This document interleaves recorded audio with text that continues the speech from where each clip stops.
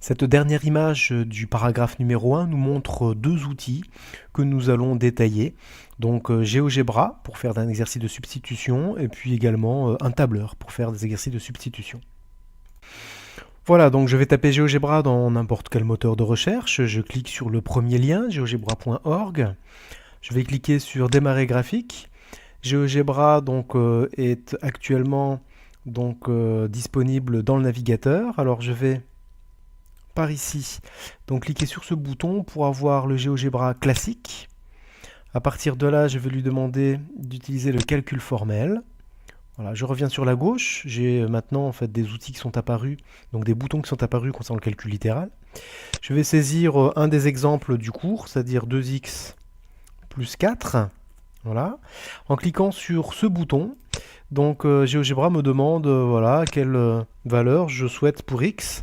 Je clique sur 5, j'appuie sur égal, et je vois bien ici que GeoGebra a remplacé x par 5 et obtient le résultat 14, c'est exactement ce qu'il y avait dans le cours.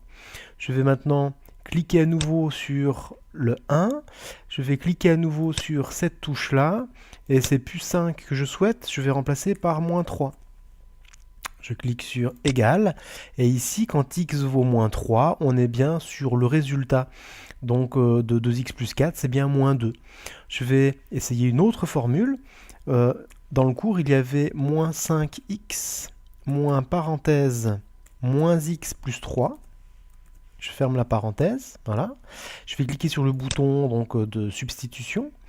Et à partir de là, je vais lui demander de calculer quand x vaut moins 4.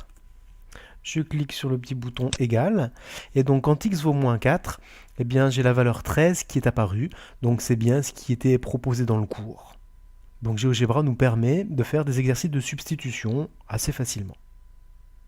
Voilà, j'ai ouvert un tableur, donc LibreOffice. Alors je vais mettre ici donc x. Je vais mettre dans la colonne d'à côté 2x plus 4.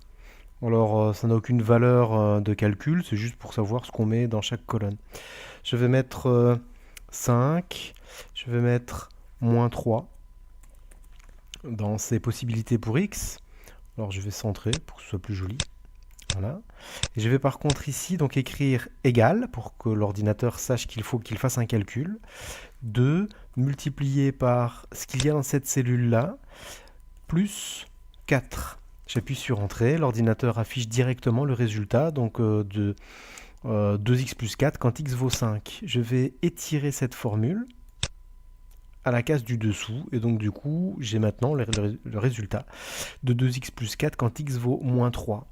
De la même manière, je vais écrire ici x, je vais écrire la formule moins 5x moins parenthèse moins x plus 3.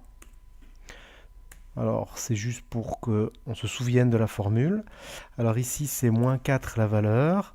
Ici, j'indique égal moins 5 multiplié par ce qu'il y a dans cette cellule, moins parenthèse, moins ce qu'il y a dans cette cellule, plus 3.